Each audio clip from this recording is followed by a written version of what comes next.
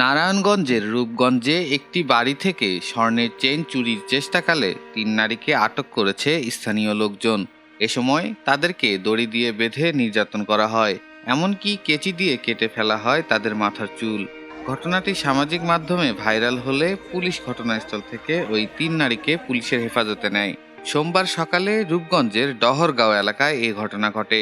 আটককৃতরা কুমিল্লা মুরাদনগর থানাধীন জাহাপুর এলাকার বাবু মিয়ার স্ত্রী সুমাইয়া আক্তার, খুলনার খালিশপুর থানাধীন দিঘলিয়া এলাকার সুজন মিয়ার স্ত্রী ইতি আক্তার, বালিয়াপাড়া এলাকার রুহুল আমিনের স্ত্রী শারমিন। স্থানীয় সূত্রে জানা যায়, সকালে ডহরগাঁও এলাকার সেলিম মিয়ার বাড়িতে ৩ জন নারী প্রবেশ করে স্বর্ণের চেইন চুরি করতে গিয়ে হাতে নাতে আটক করে স্থানীয়রা।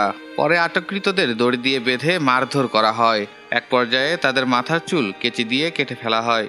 ঘটনার ভিডিও সামাজিক যোগাযোগ মাধ্যমে ভাইরাল হলে পুলিশ বিষয়টি জানতে পেরে সাথে সাথে ঘটনাস্থল থেকে আটক ৩ নারীকে তাদের হেফাজতে নেন। রূপগঞ্জ থানার অন্তর্গত গোলাকান্দাইল ইউনিয়নের দহরগাঁও এলাকায় আজ সকালে ৩ জন মহিলা চুরি করতে গিয়ে সাধারণ জনগণের হাতে আটক হয় বলে আমরা প্রাথমিকভাবে খবর পাই। পরে আমরা শুনতে পাই যে তাদেরকে আটক করে দড়ি দিয়ে বেঁধে তাদের নাকি চুল কেটে দেওয়া হয়েছে। তো এই বিষয়ে একটি ভিডিও অলরেডি ভাইরাল হয়েছে। ভিডিওটা কিছুক্ষণ আগে আমি দেখেছি। তো বিষয়টি জানার সাথে সাথে আমরা ৩ জন মহিলাকে পুলিশ পাঠিয়ে আমাদের আইনি হেফাজতে নিয়েছি।